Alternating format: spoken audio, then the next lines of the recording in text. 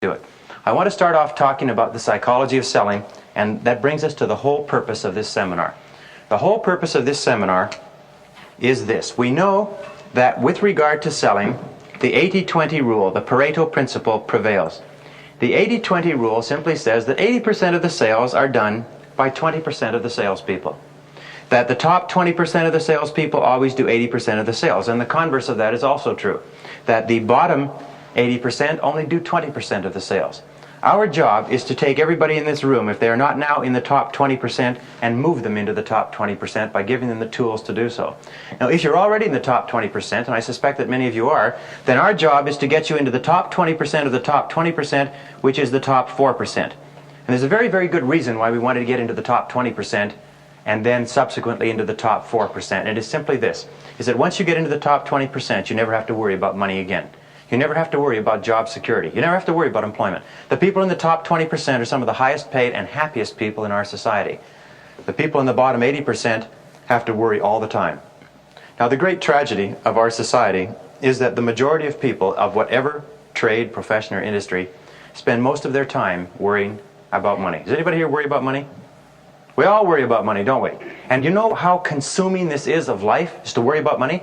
To be always worried about money, always thinking about money, getting up in the morning and worried about money, thinking all day about money, counting pennies in the evening. On weekends, what we do, we sit and talk to our spouses, our friends, and worry about money. Our job is to get into the top 20% so we don't have to worry about money, and then get into the top 4%, and in the top 4% we become some of the highest paid people in the world. The statistics on this are very simple. The people in the top 20% on average earn 16 times the average of the people in the bottom 80%. And the people in the top 4% earn 54 times the average of the people in the bottom 20%.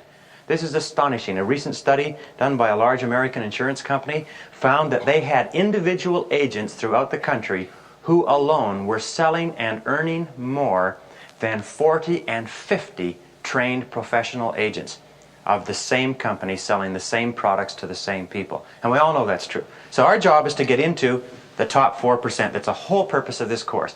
The second principle is this. It's what is called the winning edge.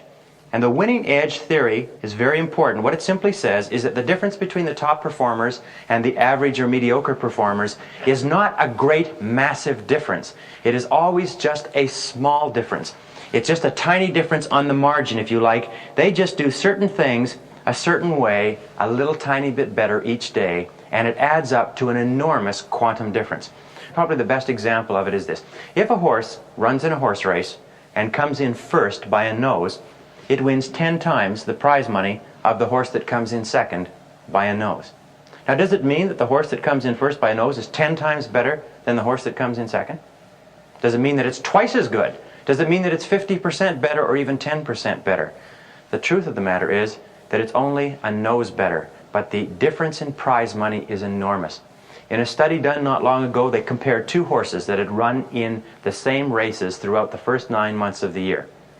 They compared their times, and they found that the winning horse, the top horse, had earned over $775,000 in prize money over the first 9 months of the year. Went on to break $1 million, one of the first horses ever to do that. This is some time ago. They found that another horse that had run in the same races in every single case with them, but had not been in the prize money very often, had won about $75,000. There was a difference of over 10 to 1 in their winnings, and they went back and they compared the times. What were the times that they'd run? And they added up all the times, they accumulated the times. You know what they found? That the difference between the horse that had won $775,000, a horse called Ahmed, and the horse that had won $75,000 was about 3% to 4% faster. The winning horse was only 3 to 4% faster in time, but the difference translated into income was 10 times, and later on, by the end of the year, it was up to 15 times the earnings. The person who gets the sale for their company gets 100% of the business and 100% of the commission. The person who does not gets 0. It does not mean that the person that does not is only half as good as the person who gets the sale. It just means that they're a slight tiny bit different. The key to success is to develop that winning edge. If we develop that winning edge, there's no reason why you cannot move very rapidly into the top 4%. And that's very, very important. Now, when we look at this, and many of you who've been through other courses that I give know how adamant I am on what I'm going to talk about now, which is what is the characteristic of successful salespeople. One of the things we know is that there is an inner game of selling. That we have looked at successful salespeople and we've tried to find out what are the characteristics that separate them from poor salespeople, and we find that they cannot be separated on the basis of age, of intelligence, of grade level, of experience. We know that there are people who are young who are more successful than people who are 20 years older. There are people with no experience who are more successful than people with extensive experience. There are people with limited education who sell more in the same industry than people with university degrees. There are people who graduated in the bottom 20% of their class who outsell the people who graduated in the top 20%. So we know that it has nothing to do with those basic things that we would consider to be the factors that contribute to success. We know that it's an inner game.